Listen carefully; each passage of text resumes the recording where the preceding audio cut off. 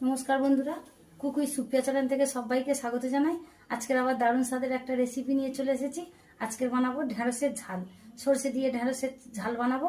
তো আসুন আমি কি কি নিয়েছি একবার দেখিয়ে দেবো।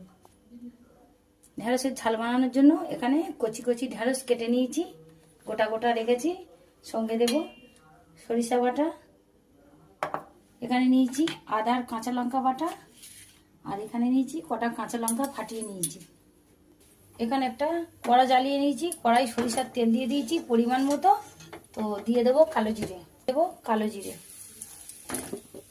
দিয়ে দেবো কেটে রাখা ঢেঁড়স। গরম ভাত দিয়ে ঢেঁড়সের ঝাল বলে কথা না, হেভি টেস্টফুল আসবো। গরম ভাত দিয়ে হেভি লাগবে, এটা ভাবা যায় না। ঢেঁড়সের ঝাল আমার অতি প্রিয়। দিয়ে দেবো 3টে কাঁচা লঙ্কা, স্বাদ মতো লবণ, দিয়ে দেবো 1 চামচ হলুদ গুঁড়ো, দিয়ে দেবো আদা আর কাঁচা লঙ্কা বাটা, দিয়ে দেবো ঝাল লঙ্কার গুঁড়ো। মশলার সাথে সুন্দর করে ভেজে নিয়েছি। এই যে ভাজা হয়ে গেছে। সরিষাটা জল দিয়ে গুলিয়ে নিয়েছি, দিয়ে দেবো সরিষা বাটা। ওয়াও, সেই গন্ধ।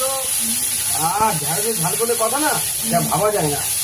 সে ঝালটা গায়ে হয়ে এসেছে, দিয়ে দেবো শাহি গরম মশলার গুঁড়ো দিয়ে তো এটা আমি নিরামিষ বানিয়েছি। এটা নিরামিষ তো? হ্যাঁ। ও, কালো জিরে ফোড়ন দিয়েছি। ঢেঁড়সের ঝাল। হ্যাঁ,